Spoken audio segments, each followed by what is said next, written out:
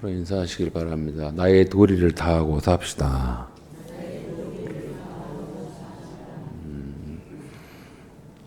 서로 상생하며 살아갑시다. 일부에서 애들에게 우리가 하나의 소개했던 그 말 중에 하나가 있는데, 기독교에서는 어떤 그 그림을 잘 그려놓은 것이 별로 그렇게 합동측이라 개혁 측은 이렇게 별로 우상화된다 해서 좋아 보이지 않게 생각해서 교단 차원에서 그렇게 글은 써도 그림이야 어떤 형상은 안 붙입니다. 그런데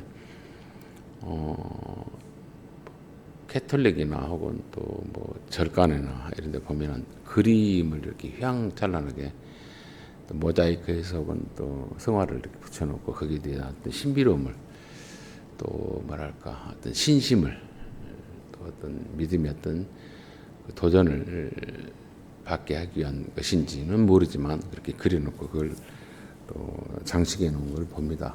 그런데 그런 가운데 뭐 그건 저는 뭐 옳다 그러다 뭐 본질이다 비본질이다 따지지 않고 뭐 여러 형태로도 사람들이 위로를 받을 수 있는 길이 있다면 그건 뭐 크게 타당하고 싶지는 않습니다. 그런데 우리가 잘못 하나 알고 있는 거 있습니다. 잘못 하나 알고 있는 게 뭐냐면 불교의 그 그림 중에 탱화라고 할까요? 그림 중에 보면 달마라고 하는 그 대사의 그림이 있어요.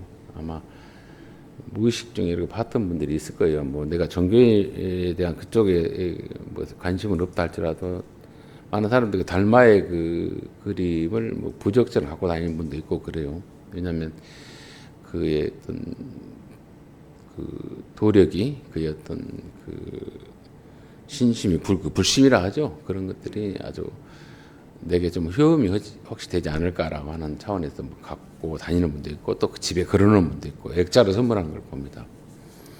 근데 그 달마라고 하는 그 그림의 그 주인공 보기 그 눈이 부리부리하고 생겼잖아요. 근데 그분의 그 그림의 그 사람의 이름이 달마가 아니에요. 뭐 달마대사 하니까 뭐 그 사람의 이름이 달마로 알고 있는 달마가 아니고 이름이 없습니다. 그리고 우리가 그 용어에 대해서 좀 오해를 하는 것이 있는데 좀 오해라기보다도 정확히 알지 못해서 잘못 사용하는 경우들이 많은데 그 달마라고 하는 것은 다르마라고 하는 산크리트어에서 시작되는 말입니다. 그리고 다르마라고 하는 뜻은 뭐냐면 그게 이제 어원이 좀 줄어들어서 좀 왜곡되어서 혹은 뭐 말의 그 전달이 좀 온전히 되지 못해서 달마로 우리는 표현을 하죠. 근데 그 뜻은 뭐냐면 도리입니다. 도리.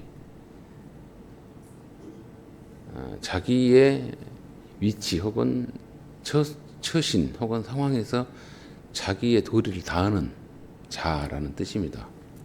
달마라고 하는 그 뜻이 도리를 다하는 자. 그러니까 뭐 크게 견성을 하거나 뭐 큰 뭐 부처로서 깨달은 자였던 존재로서 이름을 얻는 달마가 아니라 저 사람은 자기 도리를 다한 사람이었다라고 하는 상징의 인물이에요. 실존의 인물이 아니고. 그러니까 그런 뜻인데 뭐 그 그림의 형상을 보고 막 특이하게 뭐 어떤 그의 어떤 뭐랄까 불성심으로 인해서 뭐 이렇게 갖고 다니면은 내게 큰 그 삶의 어떤 뭐랄까 삼재가 혹은 뭐 어려움이 그분의 어떤 도력으로 혹은 뭐 기운으로 뭐 물려져지지 않냐. 그런데 그게 아니고 저 사람은 도리를 다한 사람이다. 자기 위치를 찾는 사람이라는 상징의 그림이라는 걸 아시고 또 제가 소개를 했던 그 말 중에 어떤 한 사람을 보고 평가하기를 우리가 오해했다 그랬습니다. 중도 보고 소도 본다라고 하는 말을 우리가 잘못 알아들어서 살다 보면 별 일을 다 겪는다라고 하면서 이러한 차원에서 중도 보고 소도 본다. 그러니 참고 살자 이렇게 표현을 한다 그랬습니다. 그렇게 알아들었고 근데 그 뜻이 아니다 그랬습니다. 어떤 한 사람을 보니까 주음같이 아주 속세를 떠나서 아주 경건하게 산속에서 돌을 닦는 그런 삶의 형태가 있기도 하지만은 그 사람이 또 어느 데 밖에서 석쇠로 환원되어서 남북구에 되고 비참하게 아주 개차반처럼 사는 사람이다라는 뜻이에요. 그렇게 한 사람이 어쩔 때는 신령하게 살지만 어떨 때는 아주 형편하게 사는 사람이다라는 뜻이에요.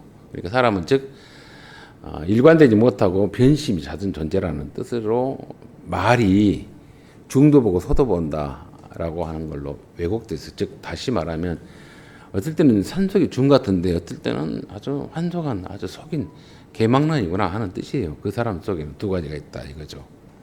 그런 것처럼 그런 어떤 참된 그 의미의 말이 이렇게 전달 그러니까 이렇게 우리 뒷말잇기 있잖아요. 앞 사람이 무슨 말을 하니까 뒤에 엉뚱한 말이 결로 나오더라 하는 식으로 전달이 잘못 와졌는데 그 의미가 사장되어지면 사람들이 이상하게 인지하고 받아들이고 해석함으로 해서 그게 어떻게 되냐면 한 사람의 어떤 가치관으로 인격으로 녹아들이면 잘못된 판단하고 잘못된 인식으로 해서 자기 도리를 못합니다. 자기 위치를 상실해 버립니다.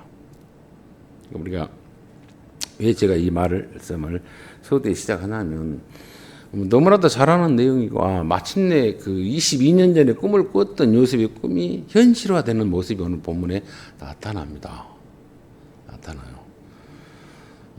구절에 보면 그런 말씀을 하죠. 요셉이 그들에게 대하여 꾼 꿈을 생각하고 22년 전에 꿨던 꿈이 오늘 드디어 이루어지구나.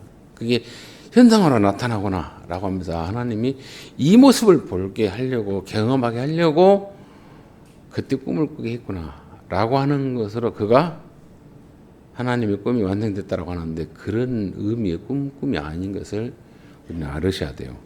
그러니까 이루어졌구나. 꿈이 현실로 이루어졌구나.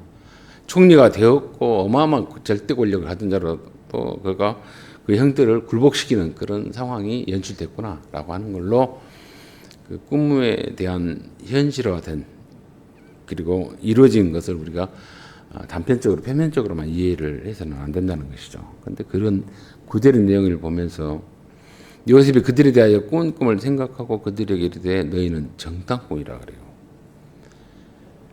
다 이루어졌으니까 내가 이 상황을 그때 말했지 않냐 형들에게 말하면서 그들에게 자기를 정체를 드러내고 그때 못 믿었죠 형님들 그리고 나를 그렇게 핍박하고 나를 그렇게 고통스럽게 버리고 팔아버렸지 않냐. 그래서 내가 당신들에게 지혜를 묻겠다 이렇게 할 수 있잖아요. 근데 엉뚱한 말을 해요. 정탐꾼 아니냐라고. 전혀 얼굴을 딱 가리고. 그리고 42장 23절에 보면 그 뭐라고 할까요? 20 몇 절이죠. 23절에 보면 그들 사이에 통역을 세웠으므로 형들이 한 그 가나안의 히브리어를 누구는 알아듣냐면 다 알아들어요. 통역 안 해도. 뭐 22년 떠났다 해서 말을 못 알아듣지는 않잖아요. 통역을 세웠으므로 그들은 요셉이 듣는 줄 알지 못했다. 그러니까 통역자를 세워서 지금 질문하고 또 통역자를 세워서 듣고 그런데 이미 요셉은 알고 있잖아요. 그 말의 그 의도를. 근데 그렇게 모른 척하고 그러면서 그들을 떠보는 것이죠. 떠보는 것. 또 우리가 그 나라라고 하는 그 용어와 제국이라고 하는 그 용어를 잘 알으셔야 돼요. 애굽은 한 나라가 아니라 제국입니다. 어떤 제국이냐면 경제적인 엄청난 부를 근거해서 이웃의 나라들의 어떤 정치력 혹은 뭐랄까 경제적인 것을 통치하고 통제할 수 있는 힘을 가진 나라, 그런 나라가 제국이에요. 이 시대의 제국은 뭐 중국도 그러지만 러시아는 이미 이제 제국화 되는 것을 깨졌고 미국은 미합중국 즉 제국의 어떤 힘을 또 유럽도 EU로 그런 제국의 어떤 힘을 갖고자 하는 것이 있죠. 서로 그 최고의 자리에 경제력을 갖고 막강한 힘을 갖고 세상을 주도해 보려고 하는 경찰 국가로서 혹은 뭐 리드해 가는 그런 국가로서 제국의 힘을 확보하려는 것은 경제에서 바탕합니다. 그러니까 이 애굽은 한 나라가 아니라 이미 세상 천하를 지배하는 제국이에요. 그리고 모든 나라의 어떤 정치적인 거 혹은 뭐 삶의 양태를 주관하고 그 나라에 와서 뭘 얻고자 하면 또 도움을 구하고자 하면 그 나라가 요구하는 대로 해야 됩니다. 엄청난 막강한 그 국가가 되었고 힘 있는 나라가 되었는데 제국이 되었는데 거기에 최고의 실권자인 요셉이에요. 그 요셉에게 올 수밖에 없었던 것은 야곱이 오늘 표현하기를 이렇게 표현하죠. 그의 아버지가 42장 1절 2절에 그때 어느 때입니까? 애굽만 흉년 풍년 이게 아니고 가나안도 바로 옆에입니다. 바로 북쪽으로 올라가면 한 가깝게는 한 300km 혹은 멀게는 한 7, 800km 끝허리까지 저 우리 헐몬산 있는 쪽까지 가다 보면 그렇게 긴 찌들하게 길죠. 그곳에서 정착하여 사는 가나안의 땅은 보통 한 500에서 600km에 떨어진 것이죠. 그런데 그 중동의 지방으로서 어느 지방만 비가 오고 안 오고 그런 것이 아니고 전체적으로 가뭄이 있었다는 것이죠. 그래서 엄청난 그 먹금에 있어서 먹거리가 없어서 곧 아사하기 직전이에요. 그때 야곱이 그의 아들들에게 우리가 살려면은 애굽은 곡식이 많이 있고 저장되어 있다는 소식을 듣고 그곳에 자기 아들들에게 미션을 줍니다. 가서 곡식을 구해라 라고 하는 내용이 42장에 시작되죠. 그러니까 참 하나님의 섭리가 참 희한하게 됩니다. 사람이 생각하는 것은 안 돼요. 사람이 계획했던 대로 되면 얼마나 좋겠습니까? 우리가 소망한 대로 욕망한 대로 바라는 대로 작은 꿈대로 됐으면 얼마나 좋겠는데 그렇지 않아요. 그렇지 않아요. 그것처럼 아들들에게 이래도 너는 어찌해서 서로 얼굴만 쳐다보냐 지금 상황이 어떤 상황인지 모르냐 하면서 우리가 지금 아사 직전이다. 야곱에게는 어마어마한 그래도 짐승이 많고요. 종들도 많아요. 그런데 그 아들들에게 말합니다. 종들 보내서 사오라 이렇게 명령하고 또 미션을 주는 게 아니라 그 아들들에게 친히 가라 그래요. 이유는 뭐냐? 애굽의 쌀을 혹은 곡물을 구하러 온다면 요셉은 주도면밀한 사람입니다. 여기 본문은 나와 있지 않지만 주변 국가에서 양식을 구하러 올 때 매점 매석을 하게 하지 않겠기 위해서 또 흉년일 때 그렇게 어려울 때는 돈 있는 사람들이 많은 곡식을 사가지고 가서 또 대팔아서 돈을 벌려고 하는 폐악한 자들이 있거든요. 그러한 모든 것 주도면밀하게 이 사람은 요셉은 다 막았어요. 그래서 국가에 칙령을 내립니다. 칙령을 내려 어떻게 내리냐면은 자기가 가지고 타고 온 그 짐승에게 실을 수 있는 가족들이 먹을 수 있는 것만 팔아요. 만약 그걸 어긴다면 그 말과 그 사람을 두고 혹은 죽일 수 있는 칙령을 내렸습니다. 여기 성경에 나오지 않았지만 중동에서 그때 당시 애굽에서의 그런 일들이 그렇게 진행되어 있고 그렇게 규칙을 세웠던 것이 나옵니다. 그건 이제 성경에 나오지 않았지만은 그러한 요셉의 주도면밀한 치밀한 그 애국에서 이방의 나라에서 애굽에 와서 곡식을 살 때 그렇게 그러니까 매점 매석도 맞고 또 어려울 때 모든 사람에게 공평하게 살리고자 하는 요셉의 그 정책 규칙이 있어요. 그래서 그 종들도 많았는데 아들들을 보낼 수밖에 없는 것은 뭡니까? 어디 소속에서 어디 족속이고 어디 부족이고 누구의 가문인가까지 다 보고를 해야 돼요. 그런 주도면밀한 그 보고의 체계를 세워놓고 나서 때가 되니까 그들이 양식을 사러 오죠. 그 아들들이 친히 그 요셉이 세워놨던 애굽에서 세워놨던 그 매매 근거에 의해서 그래서 들어와서 아들들이 번임을 받는데 그들이 서로 얼굴을 쳐다만 보고 어떻게 방법을 찾지 못했다. 근데 야곱이 말하죠. 애굽에 가면 곡식이 있다는 소리를 들었는데 뭐하냐. 너희들이 안 가면 사오지 않으냐. 우리가 죽게 생겼다. 우리의 자녀들과 손자들과 그리고 이 함께 있는 식솔도 죽게 생겼지 않냐라고 할 때 그 요셉의 형들 10명이 애굽에 가면은 쌀이 있다는 아버지 말을 듣고 어떤 생각을 했을까? 우리는 어떤 자기가 큰 잘못을 했고 또 피하고 싶은 그런 자리가 있잖아요. 뭐 군대 고생을 많이 하면은 그쪽 쳐다보고 뭐 소변도 안 본다고 뭐 그런 말도 하고 그러잖아요. 얼마나 고생을 많이 했으면 그런 말을 했을까마는요. 근데 또 보면 또 세월이 지났다 보면 추억이 있어서 다시 자기 부대를 찾아가 보고 그런 사람도 있더라고요. 영원한 그런 피할 것은 없습니다. 그런데 이 형들에게 애국은 아주 마음이 찜찜한 것입니다. 아버지를 속였고 자기들이 정말 죽이고 싶도록 미워했던 아버지 때문에 시작된 그런 미움이고 시기 질투지만 그 버림을 받았던 아들이 요셉이거든요. 자기 동생이죠. 배다른 동생이지만 그 동생을 팔았던 땅입니다. 나라입니다. 그러니까 그 아이가 지금 살아있는지 혹은 어디서 노예로 비참하게 살고 있는지 몰라요. 소식을. 그러니까 영 그 마음이 무거운 지역입니다. 그것으로 쌀을 사러 가라 하니까 이 형들이 신나게 죽었을 거라 생각하면서 갈 그런 뻔뻔함은 없지 않아요. 뭔가 찝찝한 마음이고 가고 싶지 않는 곳이 그런데 살기 위해서 갑니다. 살기 위해서 가요. 이러한 것은 뭐냐면 참 영원히 숨기고 싶은 그런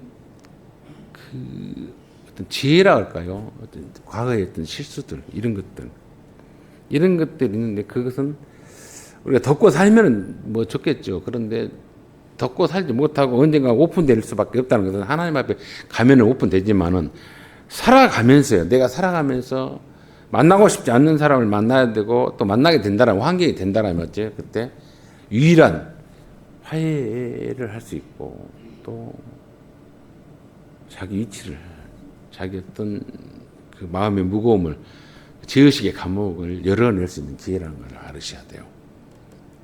이들은 정말 힘들었어요. 고통스러웠어요. 지금 우리 성경에 단순히 그러지만은 아버지에게 그 미션을 받고 명령을 받고 요셉의 형 10명 예굽에 가서 곡식을 사라고 내려갔는데 동생인 막둥이 베냐민만 빼놔서 여전히 그 아버지는 여전히 뭡니까? 자기들을 무시하는 오직 한 사람만 즉 라헬과 그 라헬의 아들 요셉과 그리고 자기들이 없애버렸지만은 그 베냐민 거기에만 집착하고 거기에만 그 인정을 그 사랑을 베푸는 그 아버지로서의 모습은 이제 4절로 이후에 나타났죠. 왜 이놈은 남기라라. 혹시 너희들은 어떤 재난을 큰 낭패를 보고 죽을지 모르지만 이놈만이라도 살려야겠다라고 하는 거. 이게 야곱의 그 끝까지 그 편협한 마음이 숨어 있습니다. 그런 가운데서 이 형들이 출발하죠. 갑니다. 갔는데 6절로 9절은 정말 안 겪고 싶은 경험하고 싶지 않는 일이 지금 벌어진 거예요. 그것이 6절로 9절입니다. 그때 요셉이 나라의 총리로서 그 땅에 모든 백성이 곡식을 팔더니 요셉이 형들이 와서 그 앞에서 땅에 엎드려 절했다 그래요. 어떻게 된지 모르지만 요셉이 그 곡식을 파는 매매하는 그 규칙에 따라서 이방의 나라에서 와서 곡식 사니까 그 국경선에 지키던 어떤 수비들이 어떤 국경을 통과시킨 사람들이 어디에 나라에서 누구의 가문에서 어느 부족의 사람이고 누구의 어느 정도의 양식을 구하러 왔냐 그리고 너희들은 주인의 위치에 있냐 종이냐라고 할 때 싹 그걸 알렸다라고 하는 것을 다른 그 미드라시죠 유대인들이 그 전설과 같이 쓰는 그것도 보면 그 나옵니다. 근데 여기는 그렇지 않지만 그들이 이렇게 몰려갈 수밖에 없어요. 요셉의 그 지식 때문에. 그리고 마침내 요셉에게 앞에 옵니다. 그런데 요셉을 쳐다볼 수도 없잖아요. 완전히 을의 위치에서 은혜만을 바라는 그리고 그 총리가 누군지도 모르고 양식만 사가지고 빨리 갔으면 쓰겠다 하는데 그 앞에 엎드려서 아뢰입니다. 우리는 곡물을 사러 왔다라고. 그랬더니 요셉이 그 형인 줄 알아요. 보니까 알잖아요. 22년 전에 형들 모르겠습니다. 근데 형들은 요셉을 몰라봅니다. 형들은 털이 길고 덥스러고 유목민이에요. 좋은 옷도 안 입게 한 500km 여행길 왔으면 깔끔하지도 않고 또 곡식 때문에 살려고 왔으니까 뭐 좋은 몰골은 아니에요. 근데 요셉은 어찌요? 달라요. 완전히 애굽인화 돼 있어요. 귀족의 모습입니다. 총리예요. 이거 그 수염도 없습니다. 내국에 유일하게 파라오만 수염이 있지 나머지는 다 수염이 없거든요. 깔끔하고 최고의 옷을 입고 황금의 옷을 입고 장치간 옷을 입고 그리고 감히 또 종리를 쳐다볼 수 없잖아요. 엄청난 그 또 삶의 그 패턴이 이제 귀족으로서 삶을 살았기 때문에 귀족화되어 있어요. 완전히 달라요. 그 양태가 그 형들과의. 근데 서로 몰라봐야 하는데 요셉은 알아보죠. 형들을. 그 정보를 이미 받았기 때문에. 그리고는 형인 줄 아나 모르는 체 하고 그래요. 이미 정보를 들어서 얼굴만 보고 있는 게 아니라 이미 알아요. 알고는 모른 체 하고 그래요. 그리고 엄한 소리로 그들에게 말하여 이르되 너희가 어디서 왔느냐. 어디서 온지 알잖아요. 누군지 알잖아요. 누구의 아버지의 아들들인지 알고 누군지를 압니다. 그런데 물어요.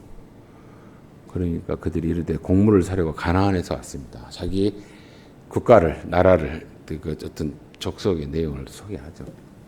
말 안 해도 알죠. 형들인데 근데 요셉이 엄히 이렇게 채근하고 질문하고 그리고 곤란스럽게 하는 이유가 뭐냐? 죽이려고 했으면요, 복수하려고 했으면 그 자리에서 묻지 않고 칩니다. 드디어 원수는 에나무단에서 만났구나고 칩니다. 그런데 그렇지 않아요. 이것은 뭘 말하냐면 요셉은 바뀌었다는 겁니다. 겉으로만 바뀐 게 아니라 속으로도 바뀌었어요. 완전히 하나님의 사람으로 바뀌어 있습니다. 하나님의 영으로 하나님의 지혜로 충만해졌어요. 그리고 하나님의 뜻을 잘 실현할 수 있는 성숙함이 그 속에 있음을 말합니다. 그들을 뭐 곤란하게 하기 위해서 그들을 번명거리 얻게끔 아주 고통을 주려고 하는 그런 그 교활한 어떤 질문이 아니에요. 요셉은 그의 형들을 알아보았으나 그들은 요셉을 알아보지 못하였더라. 요셉이 그들에게 대하여 꼼꼼히 생각하고 하나님 22년 후에 그리고 39살이죠. 이제 17살 때 팔려갔으니까 거의 40대가 됐어요. 형들 뭐 그 늙지 않았잖아요. 근데 서로 못 알아봤다. 이제 형들은 못 알아보고 나는 알아보고 그런 가운데 그때 꿈을 생각을 했다 그래요. 그러면서 너무 분하고 치가 떨리면 바로 목을 치잖아요. 감옥에 갔든가 아니면 악어박에 아니면 나일강에 빠치든가 뭐 술을 내겠죠. 그런데 그렇지 않고 너희는 정탐꾼이라 그래요. 뭔가 떠봅니다. 남의 나라에서 우리나라 들어와서 너희들 지금 곡물을 사러 온 게 아니라 뭔가 정탐으로 온 거 아니냐라고 어거지를 이상한 질문하죠. 이 나라의 틈을, 이 나라의 뭐 약점을 보러 오고 이 나라에 뭐 해악을 끼치러 왔지 않냐라고 묻습니다. 그랬더니 그들이 뭐라 합니까? 이르되 내 주여 아닙니다. 당신의 종들은 곡물만 사러 왔습니다. 먹고 살려고 왔습니다. 그래요. 뭐 모르는 거 아니죠. 알아요. 그러면서 뭐라 그래요? 그들을 계속 이 정탐꾼이라고 이렇게 몰래온 간첩이라고 체결하는 이유가 뭐냐?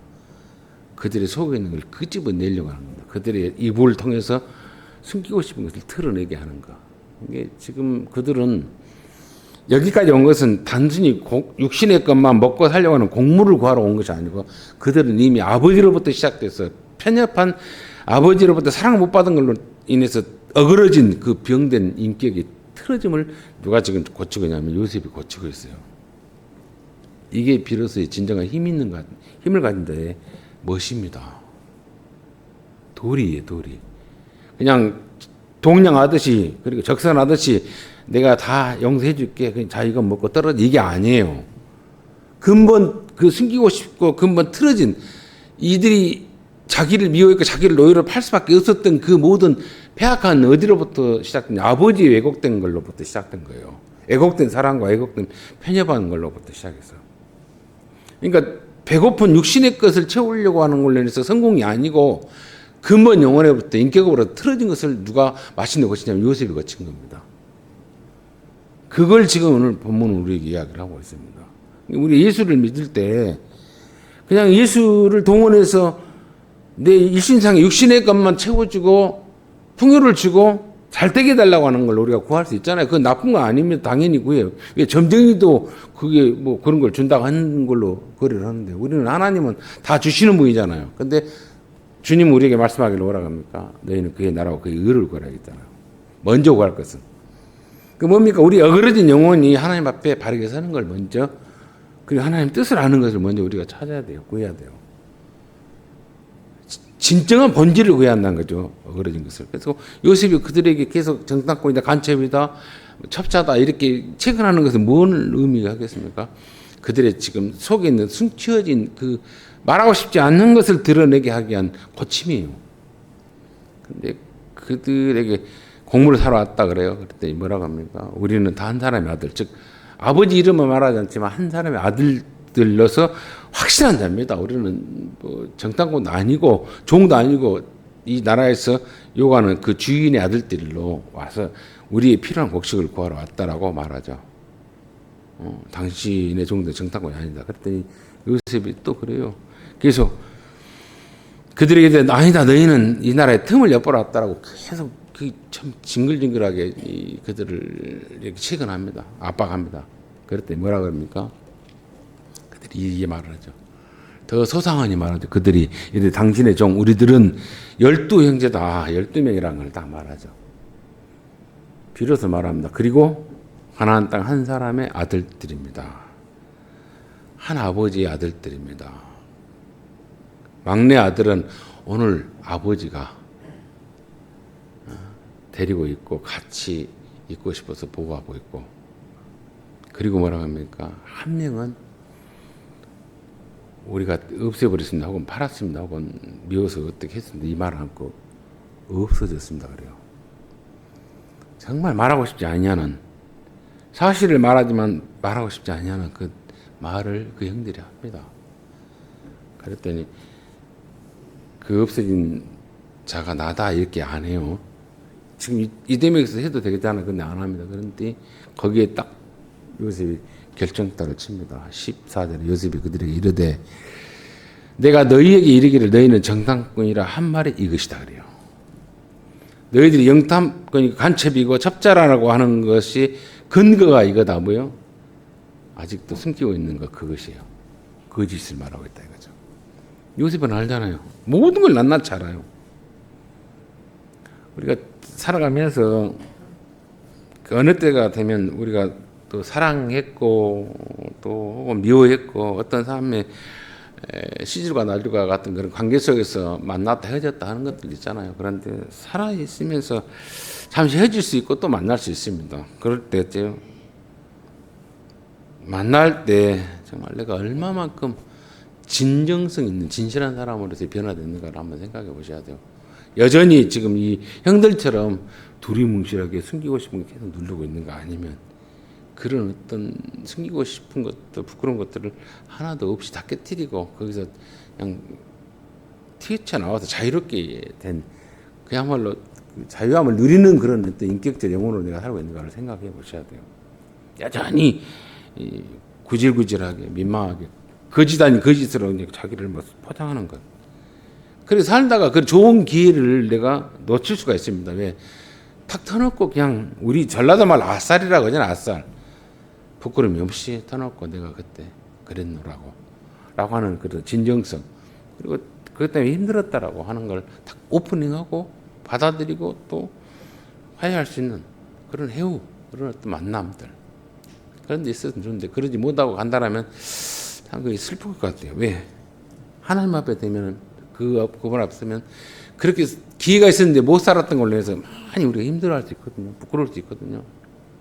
그때 그 기회가 있었는데라고 하는가. 그런 어떤 뭐랄까 기회를 놓쳤다는 거예요. 그런데 오늘 이 형들은 그 기회를 지금 우리의 그 미움과 시기와 질투로 그를 우리가 팔았습니다. 애굽에 이렇게 할 수가 없어요. 말 못합니다. 눈물이 터질 것 같고 너무 형들보다 반갑기도 하고 그러는데 아버지 소식 들었고 동생 소식 들어서 막 더 빨리 오픈해서 하고 싶은데 통역관을 세워서 지금 이렇게 말을 전달해서 듣고 입하고 하고 이렇게 신문하고 책은하고 이렇게 몰아붙이는데 그들이 한 가지를 꼭 숨겨요. 그러면서 뭐라고 합니까? 너희 이같이 하여 너희 진실함을 증명한 것이라. 이 애굽의 총리로 있는 이 지금 요셉이 하나님의 사람이라고 한 것을 충분히 말합니다. 왜냐하면 하나님이 일을 했다라고 나중에 말하지만 여기에서 뭘 말하냐면 그들에게 철저히 자기는 요셉은 가난한 사람이 아닌 걸 셈족속이 아닌 이 애굽 사람이 애굽인이라고 하는 걸로 자기를 포장해요. 그냥 파라오를 댑니다. 내가 파라오의 이름을 걸고 파라오의 정권을 가지고 내가 너희들을 신문하겠다 이거죠. 너희들을 내가 살고 죽기를 내가 결정하겠다 그래요. 그래서 파라오를 이야기합니다. 그것이 15절에 그러잖아요. 너희는 이같이 하여 너희 진실함을 증명할 것이라. 진실함을 못해 계속 거짓말로 속이면 내가 파라오의 이름으로 너희를 목을 치긴다 이거죠. 파라오의 생명으로 맹세하노니 너희 막내 아우가 여기 오지 아니하면 너희가 여기서 나가지 못한다. 갑자기 아버지가 혹시라도 무슨 일이 당할까 두려워서 그 마지막 그 기대치인 혼음을 데리고 오라 이거예요. 그 막내를 도저히 안 되는 요구를 지금 누가 합니까? 그리고는 파라오의 이름을 걸고 지금 안 하면 이게 다 죽는다 이거죠. 진퇴양난의 일이 빠지면 왜 이런 일이 우리에게 벌어지? 곡식만 사갖고 가면 되는 건데 이게 지금 일이 꼬인 거잖아요. 꼬여요. 그러니까 정말 이렇게 하는 건 뭐겠습니까? 요셉은 이 일로 인해서 형제들의 그 어그러짐, 상처, 못남, 비틀어짐을 고치고 화해하고 싶은 거예요. 우리 여기서 용서와 화해는요, 힘인 자, 권력인 자, 능력인 자가 용서를 요청한 건 아닙니다. 가해자와 피해자가 있다면 피해자가 먼저 요청을 해야 돼요. 가해자가 용서를 구하는 건 아닙니다. 보통 가해자가 죄송합니다, 용서해 주십시오 이러잖아요. 아니에요. 피해자가 용서의 장을 열어줘야 돼요. 오늘 요셉은 피해자입니다. 버림받은 자고 고통받은 자예요. 이 피해자인 요셉이 뭐라고 합니까? 그 형들에게 용서를, 화해를 요청해요. 그 조건은 뭡니까?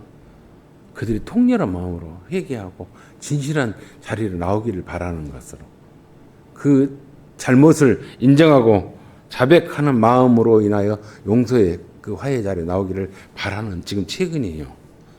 그걸 숨기고 두리뭉실하게 그냥 동양 받듯이 용서받는 거 아닙니다. 그렇게 하면 용서는 진정한 자유함이 없다는 것이죠. 그래서 피해자인 그 요셉이 요청할 때 가해자인 그 형들이 우리가 정말 못났거나 어리석었거나 참 옹졸한 존재였다라고 하는 것을 통렬하게 회개하고 반성하고 그리고 숨긴 것을 다 오픈했을 때 그때 비로소 그 피해자와 가해자는 하나가 되고 화해가 되고 아름다운 만남이 되는 거예요. 그걸 오늘 요셉은 그들에게 주기 위해서, 그들에게 그러한 것을 풀어주기 위해서 지금 이런 이박으로 하고 있다는 거예요. 뭐 달리 해석할 방법이 없습니다. 정말 지혜로운 사람입니다. 왜냐하면 이 사람은 신분만 그렇게 그 총리가 아니라 절대 권력 가진 자가 아니라 그 내면의 지혜로움이 있어요. 이 총리 이상의 그 아름다움이고 멋스러움이고 매너고 훌륭한 인격체입니다. 예수님의 어떤 그 모습과 같은. 예수를 우리가 이렇게 믿는 걸로 인해서 세상적인 성공을 이치 있는 것도 좋지만 이런 내면의 어떤 복됨이 있어야 된다 이거죠. 주도면밀한 치밀한, 그러면서 상대를 시험하지 아니하고 시험 오그라들고 더 잡으라들라 할 때 살려내는 수 있는 그 인내력이 있어야 되고 지혜가 있어야 돼요. 주도면밀함이 있어야 돼요. 그게 우리들에게 있어야 됩니다. 진정한 용서는 제가 어떤 그분이 사모님이었는데 그 방송에 잘 나오는 아나운서입니다. 이름은 잘 기억 못 하는데 목회자 사모님인데 대학교 다닐 때 그렇게 막 놀러 다니고 좋아하고 막 천방지축 하고 뭐 다니는 뭐 술집도 다니고 나이트클럽 다니고 뭐 저희 연배의 그 아나운서인 것 같아요. 막 중고남하고 다니는데 이제 그때 남자 아이들도 담배를 피는 걸 좀 부모님한테 이렇게 들키지 않으려고 그래요. 옛날에는. 지금 어쩐가 모르겠어요. 근데 기집아의 여자아이인데 대학생 때 여자가 집에서 담배 피우면 그 좋은 건 아니잖아요. 그렇죠? 근데 그 집에서 담배를 몰래 부모님 몰래 엄마 몰래 피웠다는 거예요. 그분이. 피웠는데 그 꽁초를 어디다 버릴 때 없어도 몰래 그 피우고 그 꽁초를 자기 방 어디 한 곳에다 이렇게 놔뒀다는 겁니다. 그런데 오늘 보니까 그 꽁초가 젖들이가 깨끗이 비어져 있어요. 내가 안 쳤는데 누가 쳤지? 그리고 또 얼마나 시간에서 꽁초가 이렇게 쌓여 있는데였죠. 그 꽁초가 또 깨끗이 쳐져 있는 거예요. 근데 누가 친지를 몰라요. 근데 엄마가 나중에 치웠는지를 나중에 후에 아는데 그때 뭐예요? 어머니는 그걸 체근하지 않습니다. 딸년이 되어서 여자가 되어서 담배를 피우면 쓰겠냐라고 체근하지 않아요. 왜? 더 삐뚤어진 길을 갈까 싶어서 말을 하지 않았다라는 것입니다. 그러니까 침묵함으로 인해서 어찌입니까? 그 딸을 기다려주는 거예요. 그런 어떤 기다림도 있겠지만은 그런 어떤 지혜로운 방법도 있겠지만은 오늘 요셉은 어찌입니까? 스스로 그들이 자유롭게 나오기를 바라는 길을 택해요. 이유는 다른 거 아닙니다. 부끄럽게 하려는 거 아니에요. 자유롭게 하기 위해서. 이게 정말 지혜로운 사람. 어머니가 딸의 민망함, 딸이 뭐 대들고 싶어서 뭐 반항하고 싶어서 하게끔 하지 않게끔 하는 침묵함으로 참아줌으로 그렇게 젖대를 깨끗이 치워주고 담배를 피우면 쓰겠냐 이게 아니고 그 치워줌으로 가만히 딸을 보호하고 지가 스스로 끊게 하기 위한 그런 어떤 침묵의 방법을 쓴 것과 같이 그렇지는 않지만 요셉은 지금 뭡니까? 그들의 순기능을 드러내기 위한 부단한 주도면밀한 인내력을 가지고 그를 기다려주고 있다는 사실이에요. 그러니까 이게 진짜 힘이에요. 내 권력으로 힘으로 지금 이들이 끝까지 거짓말하거나 치는 것이 힘이 아니라니까요. 그리스도인의 능력은 거기에 있습니다. 내가 지금 어떤 위치인지 모르고 끝까지 거짓말하냐라고 그렇게 말하지 않잖아요. 동생 하나를 팔았습니다. 이 말 안 하니까 그 자리에서 그냥 화가 나서 칠 수 있어요. 우리 같으면. 자기 권력으로, 자기 위치로. 그런데 그렇지 않고 여전히 정탐꾼이라 하면서 그들의 숨기고 부끄러운 것 드러내기 위한 그 내공. 이게 뭡니까? 요셉이 가진 종리 이상의 뭡니까? 고급한 권력의 힘이에요. 내면의 힘이에요. 이게 권력 위에서의 힘이라니까요. 요셉의 그 압박과 질문은 요셉을 향한 형들의 오랫동안 어그러진 그 뒤틀어진 그 피해, 그들의 영혼, 그들의 비참함을 고쳐주기 위한 몸부림이라는 걸 아셔야 돼요. 자기 품 안에 자기 앞에 들어온 그 형들을 죽이려고 했으면 이렇게 안 하잖아요. 어그러지고 뒤틀어진 형들의 그 상실한 인간성을 회복시키기 위해서 요셉은 치밀하고 주도면밀하게 지혜롭게 지금 이 박으로 해나가고 있다는 사실이에요. 애굽의 최고의 실력자로서 권력자로서. 그래서 우리가 권력을 힘을 가졌을 때는요. 내가 사람을 살리는 권력을 갖고 있는가 죽이는 권력을 갖고 있는가를 알으셔야 돼요. 우리 자녀들이 세상적으로 성공할 때 사람을 살리고 사람을 회복시키는 권력으로 지혜자로서 능지자로 사는 거 아니면 사람을 억압하고 무시하고 눌리고 어그러뜨리고 파괴하는 걸로 내가 내 자녀들이 산다는 걸 여러분 잘 생각해 보셔야 돼요. 이 나라의 통치와도 마찬가지입니다. 어떤 자리에 있든지 돈이 많든 적든지 관계없잖아요. 부유하든지 혹은 아무것도 가진 것이 없는 사람일지라도요. 사람을 해치거나 음해하거나 업신여기지 않고 오직 사람이라면 사람이 빈부 신분 뭐 차별 없이요. 살리는 일에 자기가 갖고 있는 역량을 다해야 돼요. 오래 인내로 오래 참음으로 변화시키는 일에 자기 능력을 최선을 다해서 발휘하는 것. 그것이 뭡니까? 진정한 세상 권력 가진 것보다 부를 가진 것보다 더 나은 거예요. 이게 힘이라니까. 이게 예수 믿음의 복입니다. 형들은 살아나기 위해서 이런저런 변명을 하지만은 그걸 첩자로 정탁으로 몰아가는 자신들은 뭡니까? 첩자가 아니다라고 계속 변명합니다.